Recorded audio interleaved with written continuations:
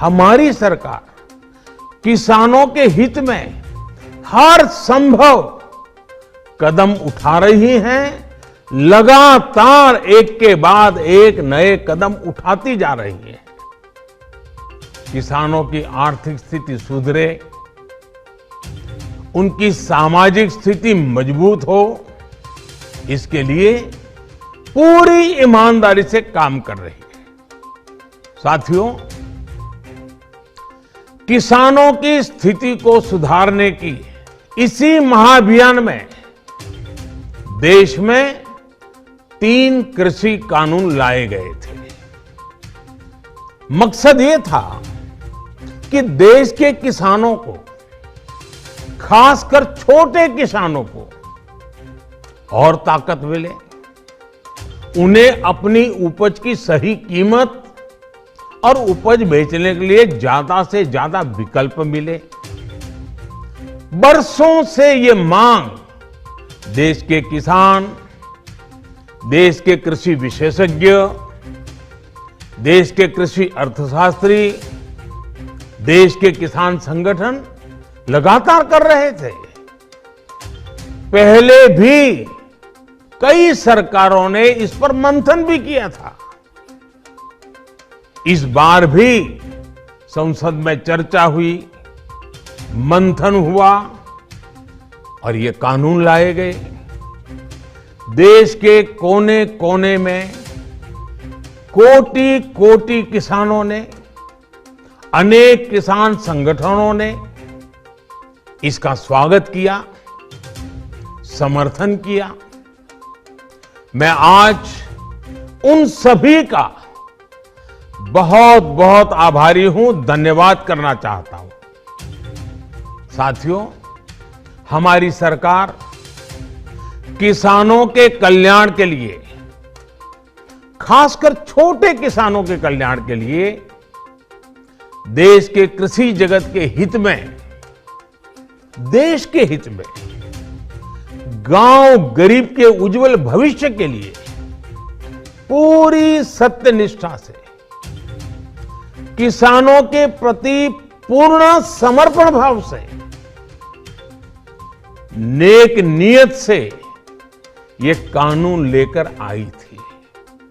लेकिन इतनी पवित्र बात, पूर्ण रूप से शुद्ध किसानों के हित की बात, हम अपने प्रयासों के बावजूद कुछ किसानों को समझा नहीं पाए। भले ही किसानों का एक वर्ग ही विरोध कर रहा था, लेकिन फिर भी यह हमारे लिए महत्वपूर्ण था। कृषि अर्थशास्त्रियों ने, वैज्ञानिकों ने, प्रगतिशील किसानों ने भी उन्हें कृषि कानूनों के महत्व को समझाने का भरपूर प्रयास भी किया। हम पूरी विनम्रता से, खुले मन से उन्हें समझाते रहे। अनेक माध्यमों से व्यक्तिगत और सामूहिक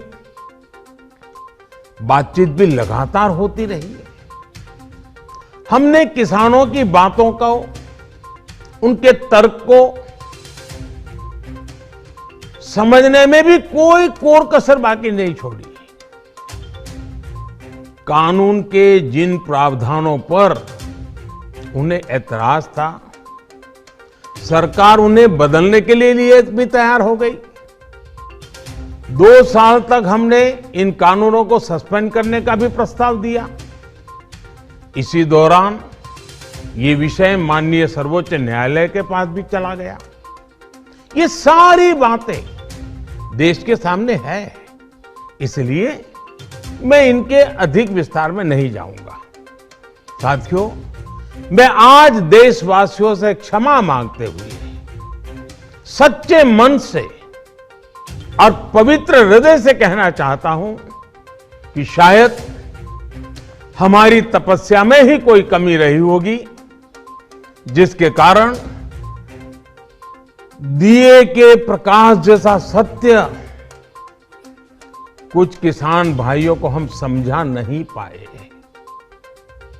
आज गुरु नानक देव जी का पवित्र प्रकाश पर्व है। ये समय किसी को भी दोष देने का नहीं है।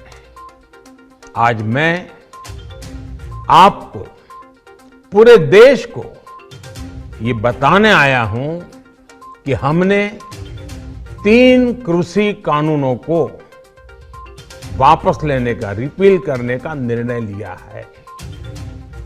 इस महीने के अंत में शुरू होने जा रहे संसद सत्र में, इसी महीने में हम 3 कृषि कानूनों को रिपील करने की संवैधानिक प्रक्रिया को पूरा कर देंगे। साथियों, मैं आज अपने सभी आंदोलनरत किसान साथियों से आग्रह कर रहा हूं, आज गुरु पर्व का पवित्र दिन है। अब आप अपने अपने घर लौटे, अपने खेत में लौटे, अपने परिवार के बीच लौटे। आइए एक नई शुरुआत करते हैं, नए सिरे से आगे बढ़ते हैं।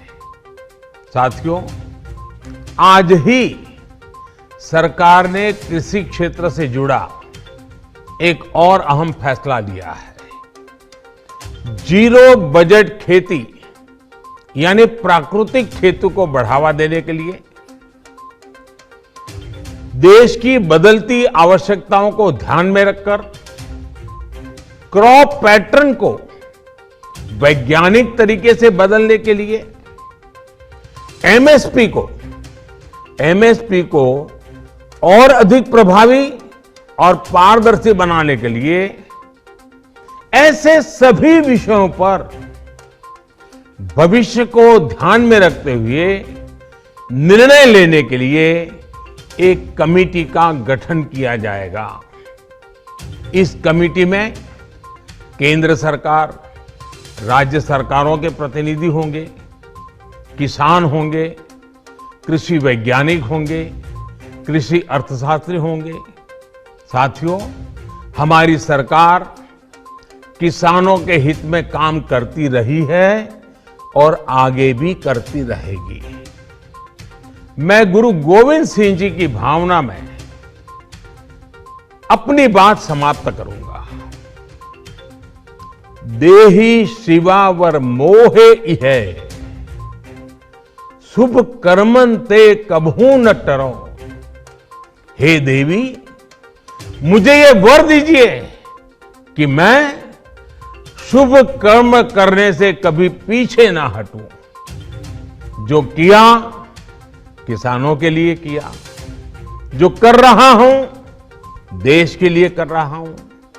आप सभी के आशीर्वाद से मैंने मेहनत में पहले भी कोई कमी नहीं की थी।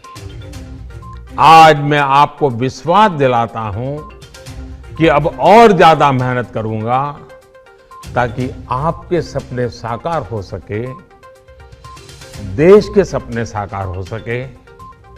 आपका बहुत बहुत धन्यवाद। नमस्कार।